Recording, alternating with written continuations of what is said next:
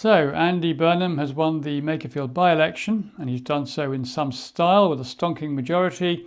And if the commentators are right, then that means he'll probably be the new Prime Minister fairly soon. So another great dawn for the progressive wing of politics. Everyone's very optimistic. This could be the change that we all need. And it's just worth remembering that that probably was the feeling everybody had in 1997. In fact, I can remember it quite clearly. 1997 brought this great sense of hope, and 10 years later, well, we had the financial crisis, and we know what's happened since then. And 2024 again, we had this great sense of hope. Starmer came in with this huge, great majority. We thought we were going to get a progressive government. We thought we were going to get a radical change, and we've just had more of the same, or worse in some cases. So is this a false dawn? Is this a new dawn? Well, it's hard to say, but how are we going to know is a key question.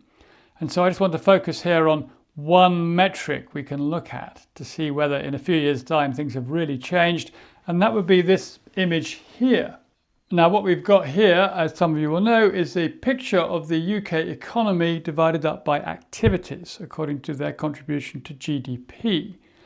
And on the left here, we've got agriculture, that very slim green line there, and then manufacturing and things like that. And then up at this end, we've got the property market and the financial and business services activity. And you can see how enormously dominant these are and how very, very small these are. And if we look at the picture, incidentally, how that's changed since the 1950s, well, that's down here. And here we've got manufacturing and agriculture and those sorts of things in 1950 and then in 2015. And here we've got this financial and business services area and property here, which has grown enormously from 1950 and now is this great big chunk here. So we've seen this big shift towards this end of the economy. This has got much bigger and this has just got smaller and smaller. Now, if the economy still looks like that in 5 years' time, then we know we're in trouble, because what this shows is a picture of an economic system which is prioritizing the creation of assets. It's prioritizing making rich people richer fundamentally. It's prioritizing activities that turn money over in the economy without creating anything new. And if that goes on, then wages continue to flatline. They don't get any higher because people aren't producing enough new wealth. But such money as there is in the economy continues to concentrate in the hands of the already wealthy. So what can the government do to change that? Well, the first thing to say is that the economy, the economic system, is a system of rules created by governments. There's actually a stack of things that the government can do to change that in terms of tax policy, in terms of banking policy, in terms of its approach to nationalising fundamental industries like water and energy and that sort of thing. So there are things the government can do, but it's mostly about attitude. It's mostly about the sense that the government has about how wealth is created. And for far too long, the government has been in hock to people who have money, who have said, look, the way to create wealth in the economy is to allow us rich people to get richer by turning over more and more money in these sorts of areas of activity.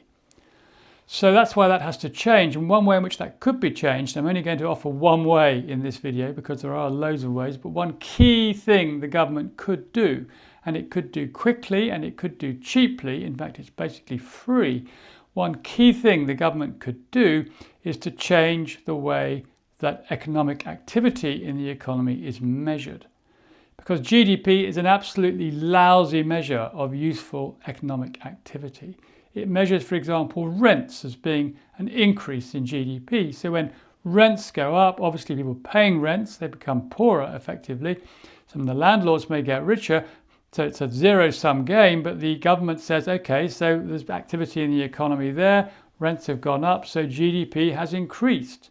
So we can see how an increase in GDP can play against the interests of ordinary people who are just trying to get by.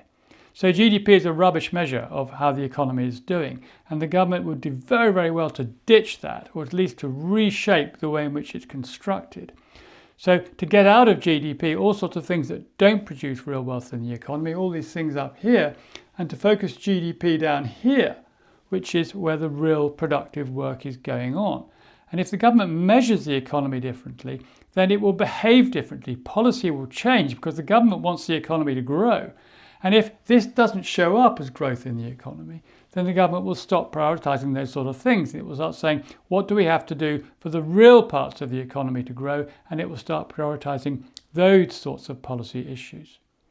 So if there's one thing that we could get the government to do quickly and cheaply is to change the way that the success of the economy, that growth in the economy is measured, then I would say that would be a key change.